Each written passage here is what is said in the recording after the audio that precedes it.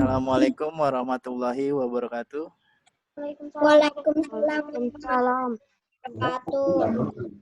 Ya, selamat berjumpa lagi di hari Senin sore ya, menjelang maghrib.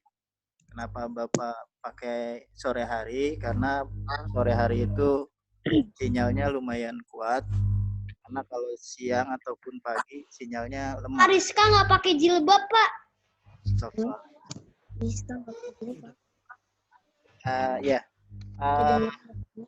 Materinya sudah Bapak kirim 15 menit sebelumnya di WA grup ya. Materinya tentang sejarah kepanduan di Indonesia.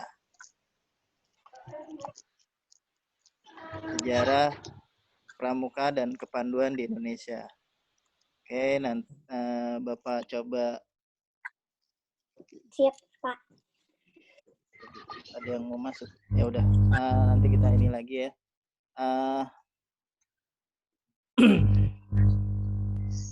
Oke, Bapak share materinya. Sejarah, lihat semua kan? Sejarah kepanduan dunia dan pramuka di Indonesia oleh Aries Aprilian MT. Ini yang mengarangnya ya. Jadi Bapak tadi coba cari, ternyata dapat seperti ini.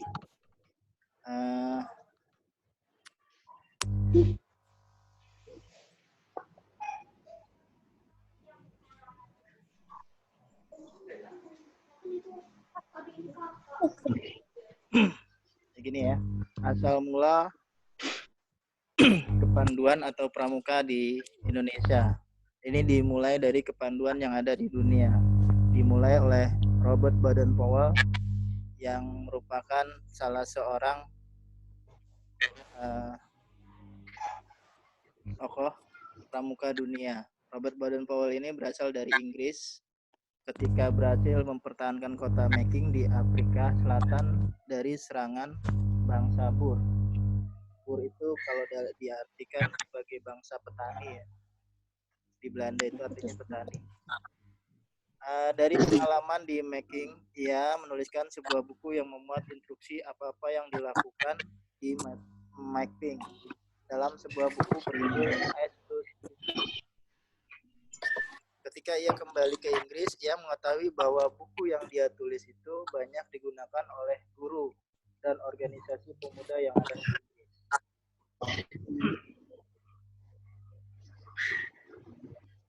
Pada bulan Juli 1906, Ernest Thompson Seton, seseorang berkebangsaan Kanada yang tinggal di Amerika Serikat, mengirimkan buku yang berjudul The Birth of the Wampum Indian. Ia dan Baden-Powell bertemu pada bulan Oktober tahun 1906 dan berdiskusi serta berbagi ide atau pengalaman mengenai pelatihan anak muda. Ini ada gambarnya ya. Pada tahun 1907, Baden-Powell menulis sebuah program kegiatan yang berjudul Boy Patrol. Berarti pesertanya anak laki-laki. Ya, semua anak-anak laki-laki.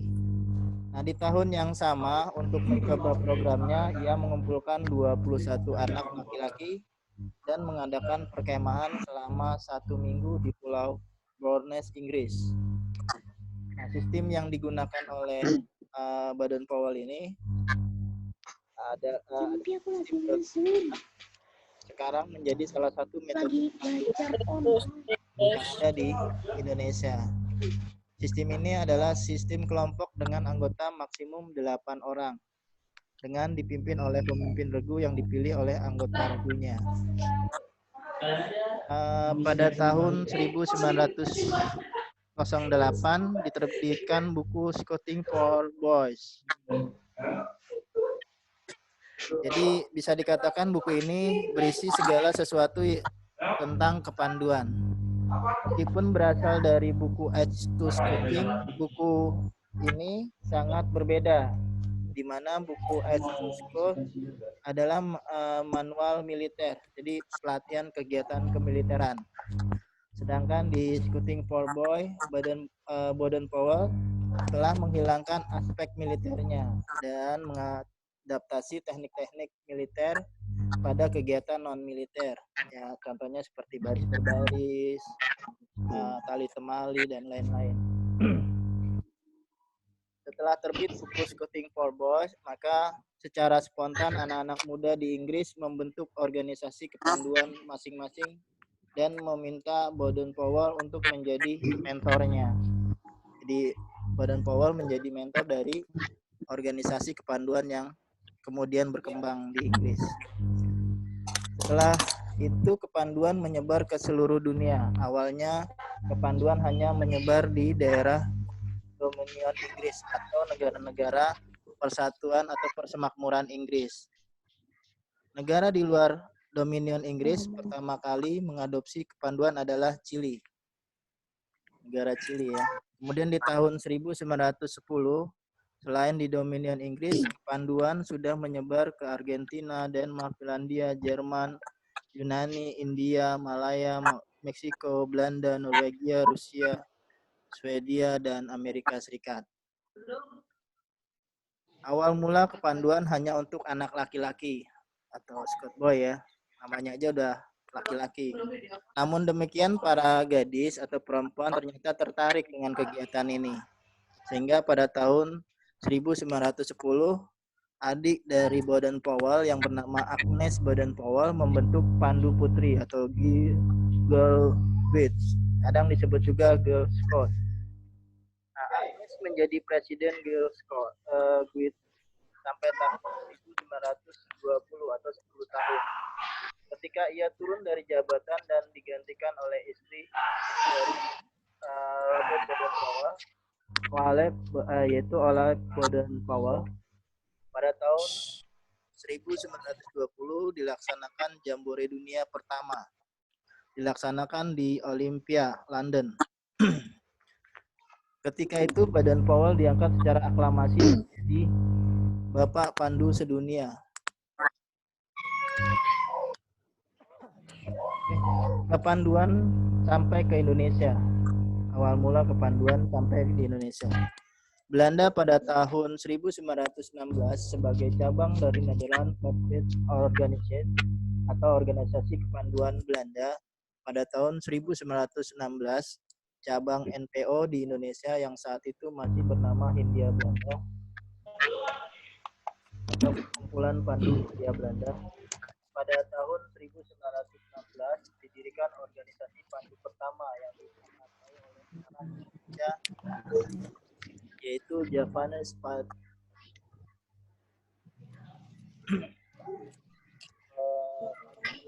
organisasi yang diprakarsai oleh Sri Paduka Mangkunegara. Setelah itu mulailah menjamur pandu-pandu asli Indonesia.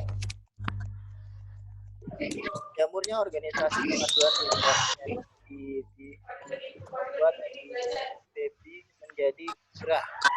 Artinya dia menjadi salah satu ya tersisihkan karena sudah ada pandu-pandu lokal.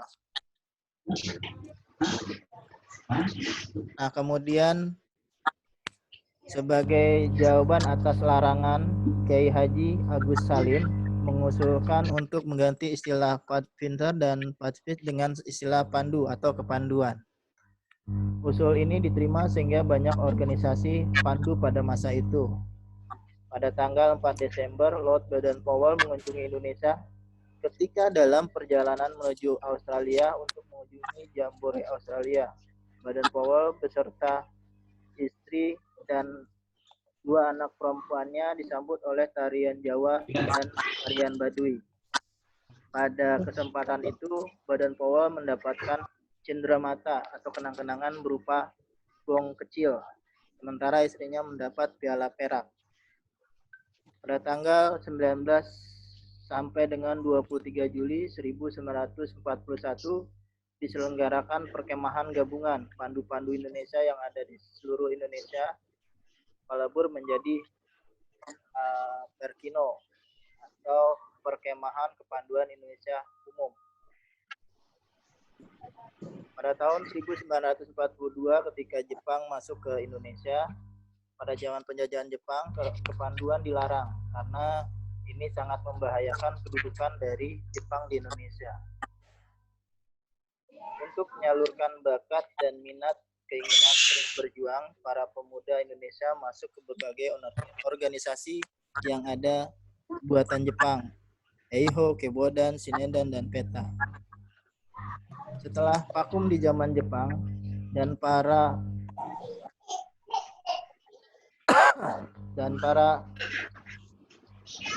pandu terus-menerus menempa diri melalui berbagai organisasi semi militer Jepang. Begitu banyaknya organisasi kepanduan di Indonesia dan membuat tidak bersatunya para pandu, maka bulan September 1951, 13 organisasi pandu besar di Indonesia bergabung dalam suatu federasi yang diberi nama Ikatan Pandu Indonesia yang disingkat jadi IPINDO. Pada tahun 1953, kepanduan Indonesia akhirnya bergabung dengan suatu federasi kepanduan dunia yang dibentuk oleh Badan POWER.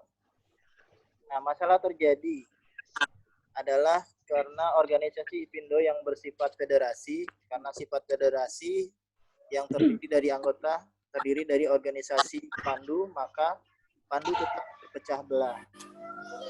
Untuk memecahkan masalah itu, maka pada tahun 1961, Presiden Soekarno kemudian memiliki gagasan untuk menyatukan.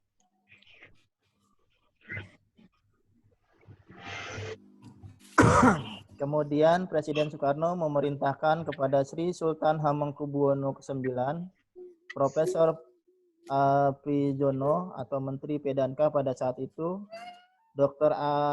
Aziz Saleh Menteri Pertanian, dan Ahmadi Menteri Transmigrasi dan Koperasi untuk membentuk suatu organisasi kepanduan baru di Indonesia. Kemudian selama berjalan, Ahmad Ahmadi kemudian digantikan oleh Mulyadi Joyo Martono sebagai Menteri Sosial. Maka bekerjalah panitia itu untuk menyusun anggaran dasar dan anggaran rumah tangga. Pihak komunis awalnya masih tetap ingin memasukkan paham-paham, antaranya adalah dengan mengusulkan nama gerakan Poin Muda bagi para organisasi yang akan dibentuk pionir. Muda adalah nama Uni Soviet. Setelah ada usul dari pihak komunis, maka Sri Sultan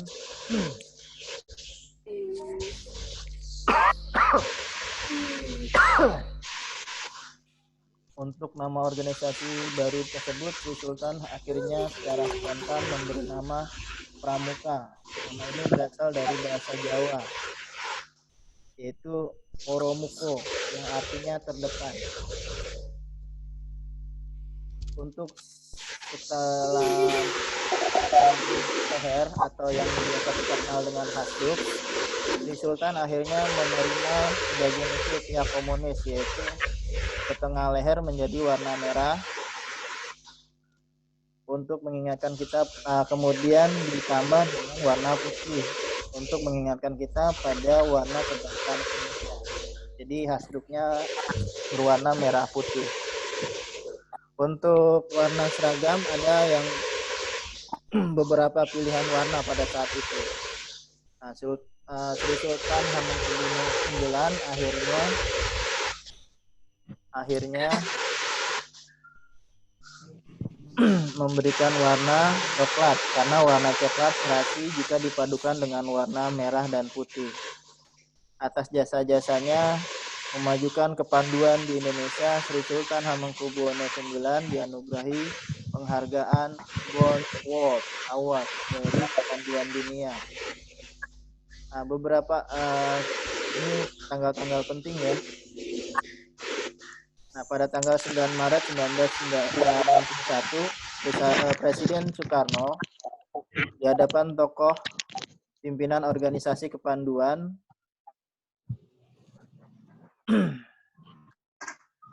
ditetapkan sebagai Hari Tunas Gerakan Pramuka. Nah, pada tanggal 20 Mei 1961 merupakan tanggal di mana Kepres 238 tahun 1961 tentang Gerakan Pramuka yang ditandai dengan hari permulaan tahun kerja.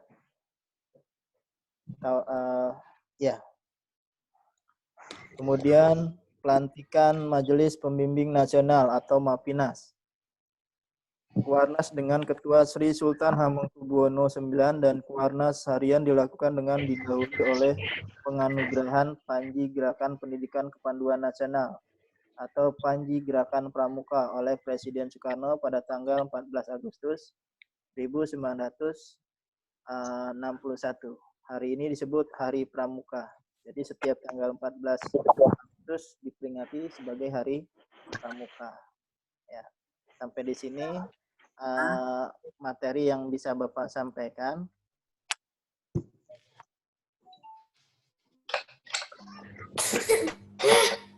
Oke. Sampai di sini ada pertanyaan tentang gerakan pramuka.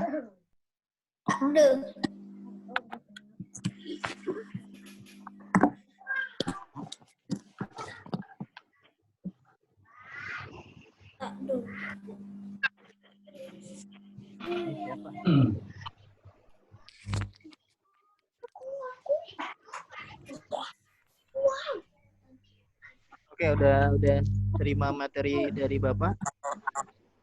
Udah. Gimana? Ada pertanyaan? Tidak. Tidak ada. Udah jelas. Kalau memang sudah jelas, Bapak coba buat Pertanyaan. apa ya? Ya, buat pertanyaan ya. Nanti yang jawab satu orang aja, tapi jangan berebut ya. Oke. Pertanyaan pertama. Siapakah Bapak Kepanduan Dunia?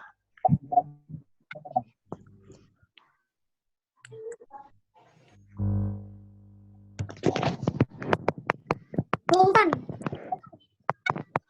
Bapak Kepanduan Dunia.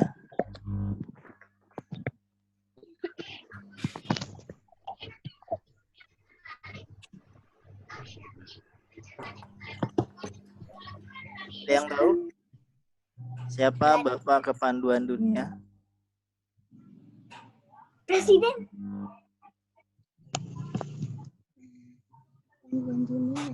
Iya.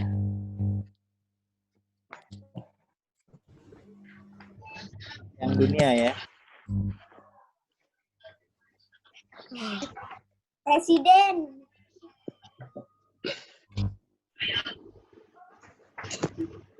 Halo? Ada yang tahu? Kayak Bapak Kepanduan Dunia itu Robert Baden-Powell. Robert Powell. Ya. Ada di pertama tadi ya. Pertanyaan selanjutnya. Robert Baden-Powell ini berasal berkebangsaan mana? Inggris. Iya, Robert Baden-Powell berkebangsaan Inggris. Nah, pertanyaan ketiga. Siapakah Bapak Pandu Indonesia? Soekarno. Profesi.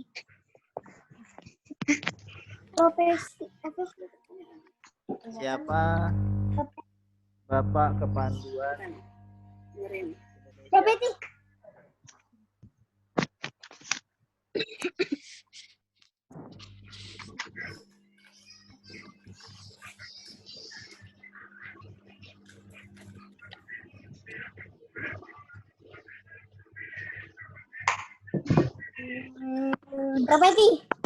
Siapa Bapak Pandu Indonesia? Hah? Gak tahu. Ya, Bapak Kepanduan Republik Indonesia yaitu Sri Sultan Hamengkubuwono IX. Sri Sultan Hamengkubuwono IX dari daerah mana? Ada yang tahu? Jawab. Jawab. Yogyakarta. Ayo. Sultan. Ya, Sultan Hamengkubuwono ini berasal dari daerah mana? Kalau Ali aja belum nanti. Bangka Belitung. Bilang dong Fadli. Iya, tapi Ali yang ngomong. Kamu boleh juga. Oh, di ini nanti sama Fadli. Nggak boleh gitu. Cepetan, itu ditanya Pak Tito. Jangan tanya jawab. Ya udah, Fadli.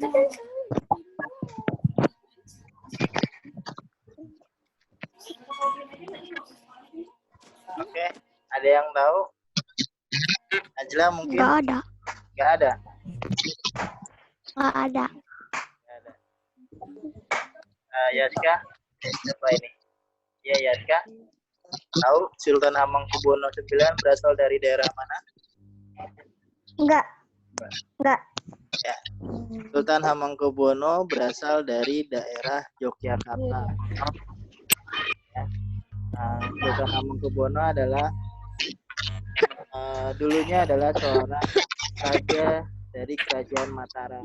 Setelah Indonesia melebur menjadi Negara Kesatuan Republik Indonesia, Sultan Hamengkubuwono tidak lagi menyandang status sebagai raja, tetapi sebagai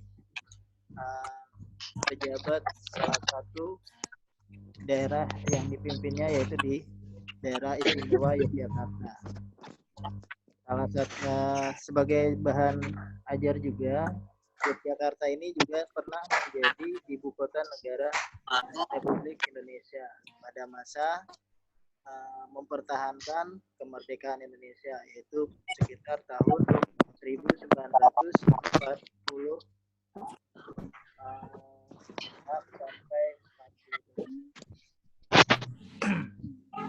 Nah,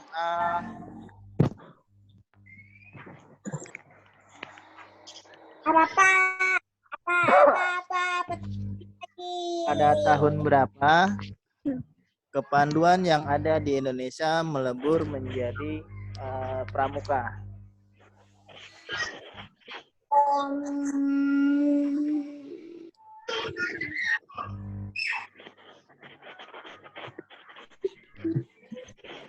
Pada tahun berapa? Nggak tahu. Oh, ya. Pada tahun 1961, tepatnya pada tanggal 14 Agustus Mei 1941. Jadi semua kepanduan yang ada di Indonesia melebur menjadi pramuka. Siapa yang tahu kepanjangan dari pramuka? Enggak.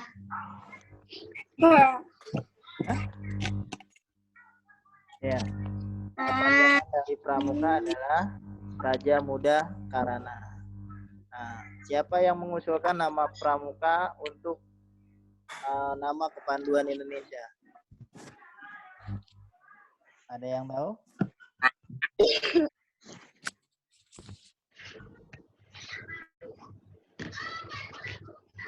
Halo? Ya. Nggak ada. Oke. Yang mengusulkan adalah Sri Sultan Hamengkubuwono ke-9. Makanya Sri Sultan Hamengkubuwono IX dijadikan sebagai Bapak Kepanduan Indonesia. Karena dia yang mempunyai peranan penting bagi kepanduan yang ada di Indonesia. Oke, sampai di sini bisa dipahami? Bisa. Bisa ya. Gimana? Banyak masih feedback ya.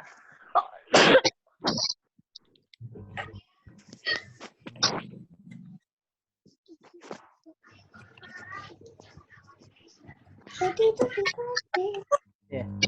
Sampai sini kalau tidak ada pertanyaan, mungkin kalian ada yang Bapak cuma mau tahu pesan kalian selama belajar dengan Bapak.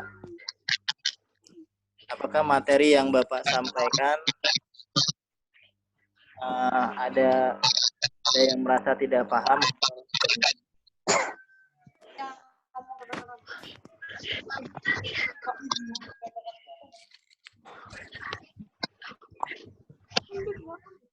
Tidak kelihatan. Ya.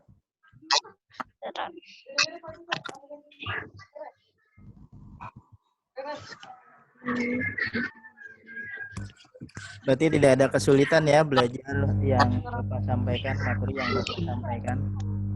Oke, coba dalam 5 menit Bapak simpulkan.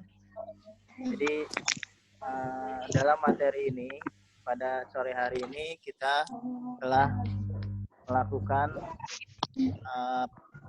pembelajaran jarak jauh menggunakan Zoom Cloud Meeting, di mana materinya adalah sejarah, kepanduan, dan pramuka yang ada di Indonesia. Sejarah kepanduan Indonesia tidak terlepas dari sejarah kepanduan yang ada di dunia, di mana sejarah kepanduan ini dimulai dari Inggris dengan seorang tokohnya bernama Baden-Powell, mana dia dia membuat sebuah buku yang kemudian dipakai untuk organisasi pemuda pada saat itu. Kepanduan pada mulanya di Inggris ini dilakukan oleh anak-anak laki-laki atau remaja laki. Nah, karena kegiatannya ini sangat menarik, sehingga anak-anak putri atau anak-anak perempuan ingin pada tahun 1907 kemudian terbentuk sebuah organisasi kepanduan perempuan yang diprakarsai oleh adik dari Baden-Powell. Nah, kemudian pada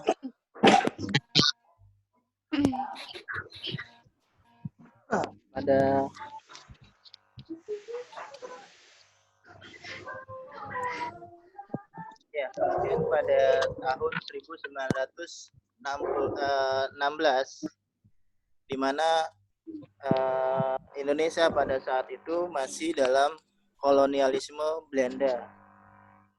Kepanduan diperkenalkan oleh kolonialisme Belanda sebagai sebuah bentuk organisasi kepanduan, artinya organisasi kepemudaan yang melatih anak-anak untuk bersikap disiplin.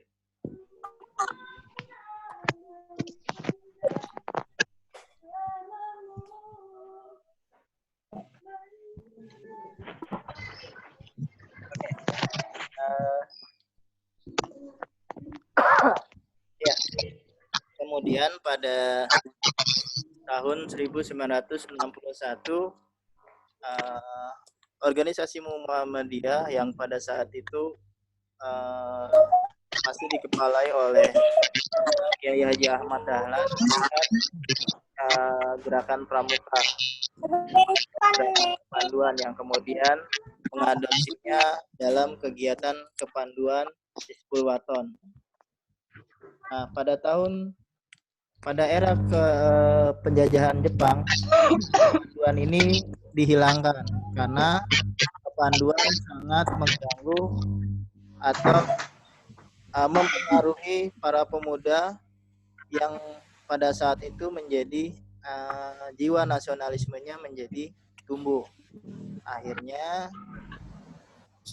Jepang meniadakan bentuk kepanduan yang ada di Indonesia. Nah, setelah tahun 1945 atau Indonesia merdeka, Presiden mencoba menyatukan kepanduan-kepanduan yang ada. Hingga pada tanggal 14 Agustus 1961, semua kepanduan yang ada di Indonesia lebur menjadi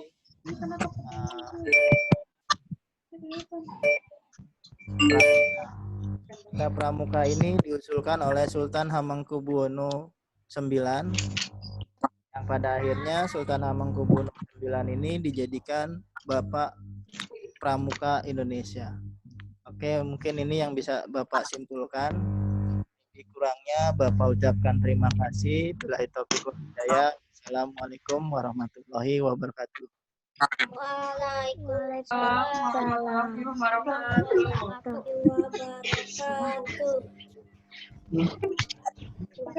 wabarakatuh.